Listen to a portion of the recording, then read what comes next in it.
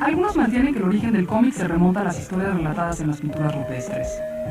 Otros consideran Histoire de M. Jabot, de Rodolphe Töpffer, publicada en 1833, la primera historieta moderna. Era la institucionalización, el reconocimiento de un nuevo lenguaje, de una nueva forma de narrar, de una nueva forma de comunicación que combinaba la gráfica con el texto. Sin embargo, una mayoría crítica opina que la historieta es el producto cultural de la modernidad industrial y política de Occidente y que surgió al mismo tiempo que la prensa, el primer medio de comunicación de masas. Las publicaciones de gran tiraje no son técnicamente muy complicadas desde que existe la imprenta. Se pueden imprimir con una misma placa una cantidad muy grande sin perder razonablemente calidad. Pero no es lo mismo para imprimir imágenes. La difusión en medios masivos está asociada al descubrimiento de una técnica de impresión de imágenes que permita hacerlo con calidad y con bajo precio, y esta es la litografía.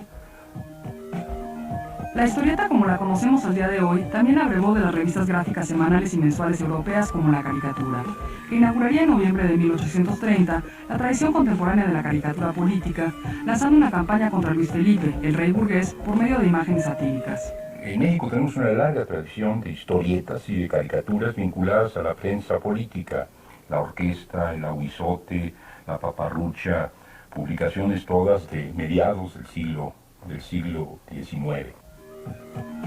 Un elemento clave en la masificación del cómic fue la disputa de poderes entre los magnates de la prensa, William Randolph Hearst y Joseph Pulitzer, que decidieron usar la historieta como un arma para vender más periódicos a una población emigrante, que no podía leer inglés, pero que sí entendía los dibujos. Inmigrantes europeos pobres, que no leían o no leían habitualmente, y menos en inglés, y había que venderle periódicos con ilustraciones. Y estas ilustraciones eran caricaturas, eran chistes, y empezaban a ser regularmente historietas. La primera página de historietas fue concebida por Richard F. Outcault y apareció en el periódico Mundo el 9 de abril de 1893. Outcault, pionero de la literatura dibujada, es el creador de Yellowhead, un personaje que retrataba la vida de los bajos fondos en Estados Unidos. En el uso inicial del color en los periódicos de grandes tirajes, el amarillo es uno de los primeros que se empleó, y en el caso del niño amarillo, se le puso el color amarillo en un batón, pero además empieza a utilizar el dibujante ese espacio amarillo para poner textos, para poner lo que el niño está diciendo. Y aparecen entonces los primeros textos dentro de la imagen, no en globos todavía, sino en el batón. Para la década de los 30 surgieron en Estados Unidos los comic books y editoriales como All Star Comics, Actino Comics y Detective Comics.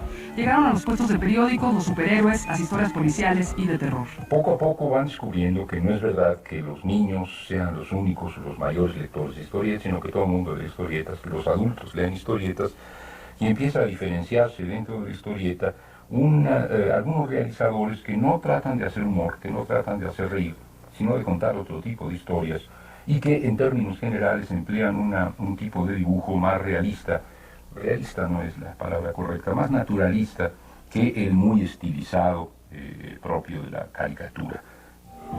En México el movimiento del cómic se inició en los años 20. El llamado material de entretenimiento se distribuía a través de agencias norteamericanas especializadas en su reimpresión en periódicos mexicanos. El problema de las industrias culturales de los países no desarrollados es que tienen que competir con grandes distribuidores mundiales de productos culturales. Si uno produce una historieta que se va a publicar después en 200 periódicos a lo largo de todo el planeta, puede vender los derechos a un precio muy bajo y aún así pagar los costos y obtener ganancias extraordinarias. En cambio, un periódico mexicano que quisiera tener una historieta original, pues tenía que pagar los costos íntegros. Pero los cartones, tiras cómicas e historietas casi siempre llegaban con retraso, por lo que se empezó a buscar talento mexicano. Es así como nacen Don Catarino, El Señor Pestañas, Mamerto y sus Conocencias y Adelardo el Conquistador, por citar algunas de las que se publicaban en blanco y negro en periódicos como El Heraldo de México y El Universal. Y una de las primeras es Don Catarino. Los tipos humanos que aparentemente representaban lo nacional era el ranchero, un ranchero más o menos ignorante, barrigón, con una familia, en este caso sorprendentemente bien avenida, tienen aventuras en México, pero tienen aventuras en todo el planeta. Es decir, las historietas tienden a ser cosmopolitas. La época de oro del cómic mexicano inició en 1934, cuando aparecieron las primeras revistas de historietas con la recopilación de diversos autores que no habían sido publicados en ningún periódico. En 1936, Pepín, con material mexicano y norteamericano, imprimía 700,000 ejemplares diariamente y 1.400.000 los domingos. Es el receso de la industria cultural norteamericana asociada con la guerra lo que hace que haya una oportunidad. México se vuelve una potencia productora de mercancías culturales, que además no se difunden únicamente en el país, y esto es lo que permite que se transforme en una potencia. A pesar de los avances cualitativos y financieros, el cómic mexicano sufrió un declive en los años 50 ante la reimpresión de historietas norteamericanas como El Hombre Araña y Superman. Aún así surgió la época de plata entre 1950 y 1960 con Hermelinda y Linda, La Familia Burrón y Los Supersabios. Yo creo que hay una suerte de convivencia todavía en los años 50. No es una mala década, ni los 50 ni los 60. Aparecen historietas que compiten perfectamente con la historieta estadounidense. Hoy, uno de los historietistas más destacados en México es Edgar Clement, quien se inició en el camino del cómic en forma casual mientras dibujaba calcomanías pirata para ganarse la vida. Pues poco a poco me fui metiendo ahí entre los barros de café y llegué a los periódicos de manera así bastante accidental. Yo nunca pensé dedicarme a esto. En un principio se sintió atraído por el cine y ante la imposibilidad de desarrollarse en esta área, descubrió que a través de la historieta podía desenvolverse como escritor, pintor, fotógrafo y diseñador. A partir de esa inquietud, bueno, pues empezó a surgir la inquietud de formarme a mí mismo como narrador, pero tomando de todos lados, o sea, tomando las influencias visuales de la cultura popular. Su primer trabajo fue una secuencia de 6 páginas publicada en 1988 en la revista La Regla Rota. Más tarde realizaría Caquerlac, el pensador de 1989, en las historietas del periódico La Jornada. Durante su paso por el diario consideró adentrarse en el mundo de la historieta política, pero se dio cuenta que era un medio cerrado para los nuevos dibujantes. Fue más que nada introducirme al amplio y maravilloso mundo del periodismo nacional. Ya después entré a colaborar, pero ya colaboraba en los suplementos culturales, en donde ya no es tan hostil la participación, porque ya no está tan grillado el asunto de los puestos de trabajo, ¿no?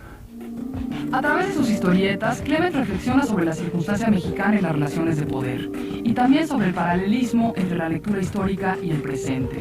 Tal es el caso de Operación Bolívar, de 1995, publicada en Editorial Planeta. Son cazadores de ángeles que matan ángeles, los procesan y los venden como droga. Y a partir de ahí, todo esto es un pretexto para hablar de política, para hablar de religión, para hablar de la circunstancia de lo mexicano, y pues también para darle vuelo al dibujo, ¿no? Para dibujar. Y bueno, también todo este caldo de cultivo de influencias del cine, de la religión, de historia, de leer historia, de leer literatura, de las notas de periódico, pues también había fue una manera de ir aglutinando o de ir dándole una forma a toda esta serie de información que a veces incluso es un poco contradictoria, ¿no? Su trabajo destaca por la complejidad de los argumentos y el interés por mantener el dibujo alejado del rigor técnico. Querubín es una de las historietas que actualmente está desarrollando. Hay una señora que decía querubines a los niños, pero todos son unos monstruos, ¿no? Y entonces también empecé a jugar con esa idea y con la historia de los querubines, ¿no? La historia de la religión o de la mitología. Todos los símbolos van evolucionando a partir de relacionar distintos conceptos, ¿no? Lo que para la gente es una cosa, relacionarlo con lo que es para el historiador. Y a partir de esa contradicción jugar y empezar a reelaborar los símbolos. En la actualidad también trabaja en una adaptación de Corazón de las Tinieblas de Joseph Conrad y en una novela titulada provisionalmente Malinche. Cuando tú empiezas a dibujar cosas que tú escribes, empiezas a mañar un poco para dibujar menos o para no esforzarte. Y estaba pensando en la posibilidad de hacer una adaptación de Corazón de las Tinieblas, pero en lo que sería la circunstancia. Estoy pensando que en vez del río Congo, bueno, pues fue el trayecto de Los Ángeles a la Sierra Tarahumara, donde está sembrando droga, entendiendo la mexicanidad como el fin de la civilización y el territorio norteamericano como la civilización, ¿no? El proyecto de Malinche es también continuación de Operación Bolívar. De hecho, existe el mito entre los fans de que es Operación Bolívar 2, pero es la historia de la Malinche. Y sobre todo lo que ha venido sucediendo últimamente, que ya la Malinche, fuera de ser un ser aversivo, al contrario se ha venido como retomando y ahorita hay una especie de relación amor y odio, ¿no? Con la Malinche, muy interesante.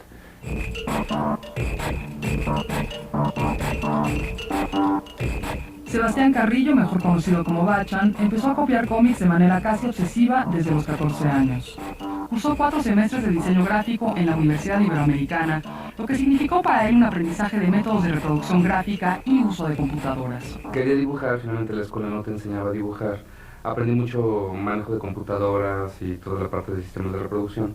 Pero ya para cuarto semestre yo ya tenía mucha más experiencia laboral que la mayoría de mis maestros. A principios de los 90 fundó al lado de varios amigos la Hemofilia y Tripodología Felina, que más tarde se convertiría en Molotov, fanzine que llamó la atención de los aficionados a la historieta. Siempre la idea era hacer un cómic y llevarlo, una propuesta y llevarlo a una editorial. E invariablemente, pues obviamente el trabajo no era muy bueno, las editoriales pues decían, pues qué divertido chavito que usted este material, síguele, a ver si algún día, pues no salía nada. Y de pronto me mostró la Hemofilia, y aunque estaba hecha con las patas, le admiré de inmediato una cosa que no se me había ocurrido hasta ese momento, que es decir, caray, pues ¿para qué quiero una editorial? Una revista es papel engrapado. Después hicimos la Tripodología Felina, que era un intento de hacer algo un poquito más accesible en ese momento, y con un dibujo más cuidado. Todavía lo hicimos mucho pensando en gustarle al público sin realmente tener una idea de lo que era el público. Entonces también fue una buena educación, el ver que funcionó mejor la Hemofilia, aunque fuera más burda que la Tripodología. A la par de su trabajo autoral, Bachán dibujaba para ediciones novedades, pero el impacto de su fanzine por encima de los grandes tirajes de sus trabajos formales le develó el peso del cómic de autor. Bulbo de 2000 es uno de sus proyectos personales. En el 99 fui a San Diego con portafolio de superhéroes y conseguí trabajo en DC Comics. El sistema gringo es hiper especializado. Yo quería hacer todo, dibujo, tinta, todo el asunto. Pero ahí solo me dijeron, tú eres trazador, tú dibujas a la lapicilla. Y lo que me impresionó es que salió casi simultáneo el Bulbo 1 que hice en 3 patadas y los cómics de DC. Y los tenía comparado uno a uno y la experiencia de hacer el Bulbo. Y el resultado final, a mi gusto, del Bulbo era superior al cómic gringo, al cómic de los superhéroes. Eso, creo que fue esa experiencia lo que me quitó un poquito como el querer ser superhéroes. De ahí empecé a burlarme en serio del tema de los superhéroes. Empecé a meter cosas que no se me habían ocurrido del mundo de los superhéroes. O sea, el Bulbo simplemente, el centro de la historia, más que sean superhéroes, su supervivencia. O sea, me imaginé todo, me divertí horror de la idea de cómo sería monstruo gigante destruyendo la ciudad y la negociación y pasando cotizaciones 3 superhéroes con la delegación, como si fueran ilustradores peleando por un proyecto. Entonces, de ahí salió. Actualmente publica Vini, el perro de la Balbuena, en la revista Mad México y trabaja en el tercer tomo de la serie Mirta o Mirli para la editorial francesa Humanoid. Vini, el perro de la Balbuena. Habitualmente le perdonamos a los animales cosas que para un humano se nos haría psicótico.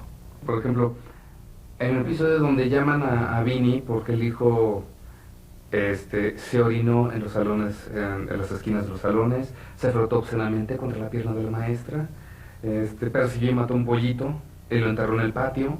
Entonces obviamente es preocupante. Entonces me divertí la idea de que si eso es un perro normal, pero es un niño, es un condenado psycho, ¿no? En Mirta o Mirli es una mezcolanza de la actitud intervencionista de países poderosos, en este caso manejando como que Estados Unidos son humanos y los otros países son otras especies. La idea es que empieza la historia donde veas a los extraterrestres como malévolos, y conforme pasa la historia te empiezas a descubrir cosas que les han hecho a ellos y empiezas a medio a justificarlos, ¿no? Por su parte, Jimena Padilla es egresada de la licenciatura de Artes Visuales y de la carrera de técnico en fotografía, pero su pasión siempre fueron los cómics. Hoy es una de las pocas mujeres que se dedica a la historieta en México. El puro hecho de que haya gente como chavas, como tal, haciendo algo de cómic, responde pues tal vez a una necesidad básicamente de automutilación, o ya de plano, así, no sé, de poca autoestima o algo así. Lo que me interesa del cómic es que puedo hacer cosas que no son como legalmente permitidas, como matar gente y hacer una serie de cosas que igual se podrían tal vez conseguir por la foto, se podrían tal vez por las artes visuales, pero hay una narratividad bien específica que tiene el cómic que no tienen las otras dos facetas. Ella encontró en este medio una herramienta poderosa para contar historias y mantener el control narrativo y estético sin depender de otras fuerzas creadoras. Sí puedo hacer trabajos en equipo, pero que no impliquen cuestiones creativas mías, así como tales muy directas, porque tiendo a sentirme como invadida, o tiendo a invadir a los demás. De hecho, me cuesta mucho trabajo dejar que la gente meta mano en lo que estoy haciendo, ¿no? Es una cuestión más bien antisocial y territorial. Su Su trabajo se caracteriza por el matiz depresivo de los personajes, la sencillez de su trazo y el sentido del humor. Me gusta mucho el humor negro, me gusta mucho toda esta faceta que no es ni happy, ni shiny, ni heroica, ¿no? Que tiene mucho de repente cierto tipo de línea de cómic, ¿no? O sea, me gusta que al final siempre todo les termine yendo mal, ¿no? El puro hecho de que los personajes sean perdedores, no son como grises, son más bien así como simplemente infelices, ¿no? Eso ya es un tema recurrente, ¿no? Más que haber así como historias como tal. El universo de París está plagado de personajes disfuncionales y desafortunados que enfrentan la autodestrucción de una manera lúdica. Meteoro, de 1999, es uno de ellos. Es una historieta de la cual han sido publicados creo que 1 o 2 capítulos. Son varias historias con 3 personajes fijos y es básicamente la historia de un tipo, ¿no? Que es emocionalmente bastante pobre e inestable y que tiene 2 viejas agarradas como si fueran sanguijuelas, que también son iguales de inestables que él, ¿no? Y es todo como jaloneo de poder entre los 3, ¿no? Brinca, una historieta sobre sus personajes recurrentes, Juan Cochino, Monsieur Puchín y Godzilo, fue presentado en Consecuencias, exposición de cómic mexicano en España en 2005. Juan Cochino, Monsieur Puchín y Godzilo son 3 conejos que tengo, de veritas, existen.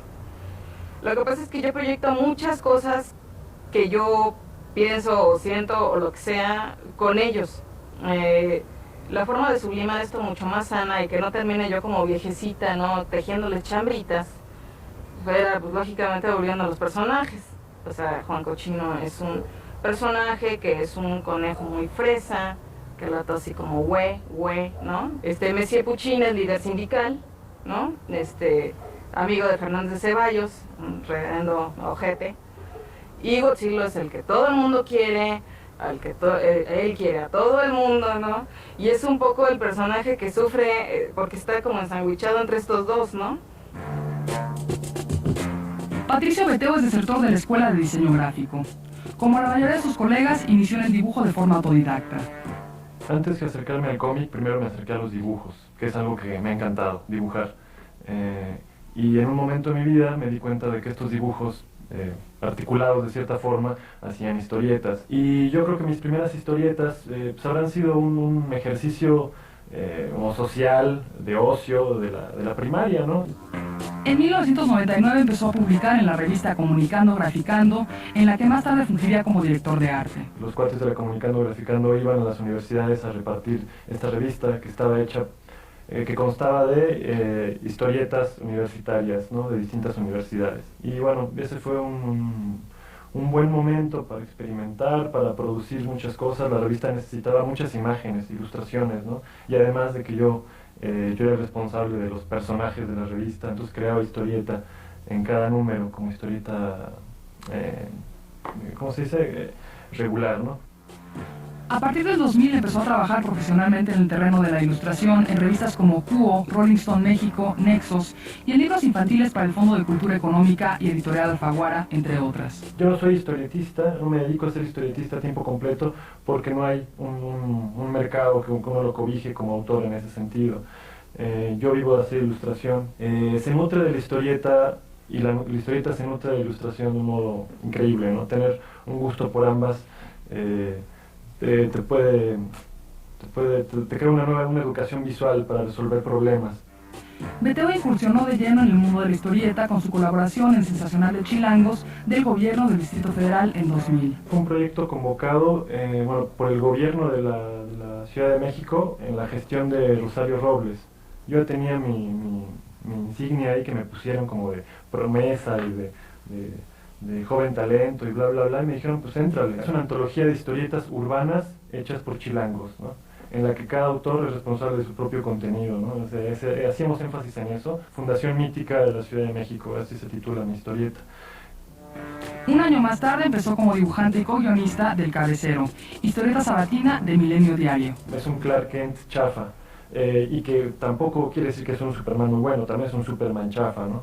Y es un Clark Kent que no le gusta su trabajo y tiene un alter ego que tampoco le gusta su trabajo, ¿no? Entre Entre 2004 y 2006 dibujó y coescribió la historieta Eli para la revista quincenal Por Ti. Por Ti es una revista pues, tal cual dirigida a chicas de, no sé, de 12 a 16 años. Y bueno, durante 2 años estuve haciendo historieta, ya con un rigor quincenal. BTO ha publicado su obra en diversas antologías, entre las cuales destacan Pulpo Comics de 2005 y la exposición BDMX 2002 de cómic mexicano en París. Su trabajo más reciente es el cómic que realiza al lado del también historietista Tony Sandoval. Tony siempre tiene un rollo sorpresivo, sanguinario, gore incluso, contrapuesto a un lado poético y emocional, ¿no? Casi femenino, ¿no? Entonces, bueno, esta es una historia en la que hay un romance entre dos chicos preadolescentes que al final se tienen que separar, ¿no? Pero ella tiene un secreto que hasta las últimas páginas nos damos cuenta de qué tipo de secreto es, ¿no? Bernardo Fernández, mejor conocido como Bef, es escritor y diseñador gráfico egresado de la Universidad Iberoamericana. En el cómic ha encontrado el perfecto equilibrio entre la imagen y la palabra, sus dos grandes pasiones. El desprestigio del medio es atribuible al hecho de que los ejemplos que han tenido más difusión han sido precisamente los cómics para adolescentes, como los superhéroes, y los cómics para niños, pero eso no significa, sería como suponer que todas las películas fueran de monstruos. Inició los fanzines Molotov y Tripodología Felina al lado de Bachan. Esta etapa de su trabajo se caracterizó por la creación de historietas repugnantes y ofensivas. No existían las revistas ni los espacios para socializar este trabajo y para publicarlo. Veníamos de un fraude electoral apenas unos años antes y nos dirigíamos inexorablemente a una profunda crisis económica. Entonces creo que estábamos muy enojados porque ahora a la distancia lo veo como excesivamente transgresor. La idea era ofender a quien pudiéramos y de la manera que pudiéramos todo el tiempo. De esa época destaca La Fresa Asesina, de 1993, una parodia de American Psycho de Bret Easton Ellis ambientada en la Universidad Iberoamericana. Se nos ocurrió que sería como buena onda hacer una variación o una parodia al estilo de Mad, de este mismo tipo de personaje, pero en una chavita que estudia en la Ibero. Entonces, pues se dedicaba a asesinar gente y a comérsela. Era muy divertido hacerlo. El problema es que no le pareció así al departamento de diseño de la universidad. Y entonces tuvieron la iniciativa que bueno, pensaban, esta no es la clase de alumnos que queremos, ni las clases de cosas que queremos que hagan, y por poco nos corren de la licenciatura los 4. Su dibujo está ligado a la línea clara, el estilo europeo de los años 50, del que destaca el cómic francés Tintin. Su obra más reciente es Andrea y los dinosaurios, un cómic para niños que se publica regularmente en la revista Bing Bang. Una historia de aventuras en la que esta niña descubre que a través de su closet se puede entrar como a otro mundo donde hay un grupo de dinosaurios que están planeando hacer una invasión, quieren invadir México para quedarse con las playas. Y al mismo tiempo hay un luchador enmascarado, que es el hijo del hermético, que anda buscando a su papá, que está secuestrado por estos dinosaurios. Mi intención era como recuperar este sentido de aventura de las viejas historietas de hace muchos años, que se ha perdido un poco, creo yo, como en aras de estos cómics japoneses hiperviolentos y de las historietas de superhéroes que son más como fantasías de adolescentes, fantasías de poder. Actualmente Bef trabaja en Monorama, una compilación de cuentos cortos, y en un guión para Bachan, que será publicado en Francia. Monorama es un proyecto de libro que tengo, que espero que cuaje pronto, que me tiene muy emocionado porque uno de los problemas de la historieta en México es que no existen espacios formales de publicación. Entonces creo que hacen falta más libros de cómics, porque en la medida que trabajemos sobre proyectos más ambiciosos es que se pueden de veras empezar a ver una evolución de este medio de manera local.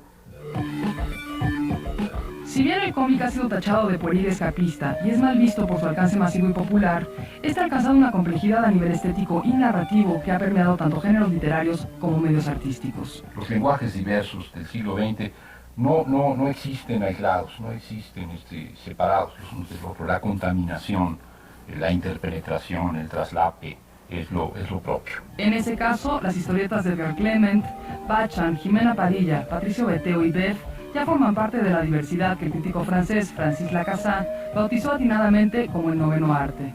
Hay autores de historieta reconocidos, tan prestigiados como puede ser un literato, como puede ser un artista plástico, pero que en el caso de México tienen muy serias dificultades para encontrar editor. Esto sí es una desgracia porque está frustrando el desarrollo de un lenguaje